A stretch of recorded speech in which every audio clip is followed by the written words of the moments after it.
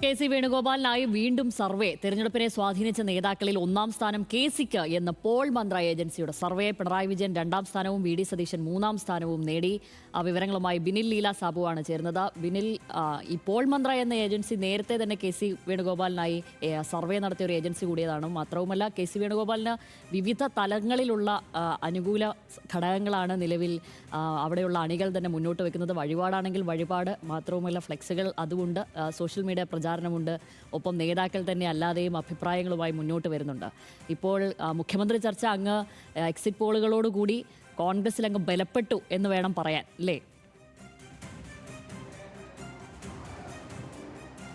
Shyamili പറഞ്ഞതുപോലെയാണ് K C. Venugopal മുഖ്യമന്ത്രി സ്ഥാനത്തേക്ക് നീക്കം നടത്തുമ്പോൾ പല വിധത്തിലാണ് അദ്ദേഹത്തിന്റെ നീക്കങ്ങൾ എന്ന് തന്നെ പറയേണ്ടി വരും.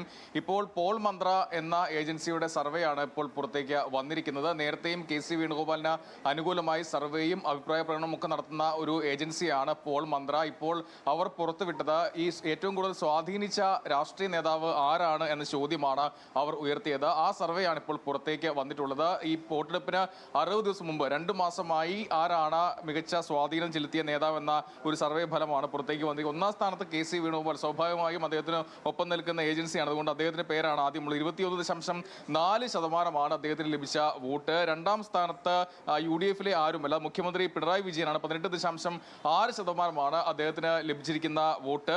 മൂന്നാം സ്ഥാനത്താണ് ഈ മുഖ്യമന്ത്രി സ്ഥാനത്തേക്ക് വരാൻ ആഗ്രഹിക്കുന്ന നീക്കം നടത്തുന്ന പ്രതിപക്ഷ നേതാവ് വി ഡി സതീശൻ മൂന്നാം സ്ഥാനത്ത് ആണ് എന്നുള്ളതാണ് ശ്രദ്ധേയമായ ഒരു കാര്യം. 16.2% അദ്ദേഹത്തിനുള്ള വോട്ട്. ഇതിൽ രമേശ് ചെന്നിത്തല ഈ സർവേയിൽ ഇല്ല എന്നുള്ളതാണ്. ശശി തരൂർ, ഷാഫി പറമ്പിലുമാണ് അടുത്ത 2 നേതാക്കൾ. MV ഗോവിന്ദനാണ് അതിന് പിന്നാലെ.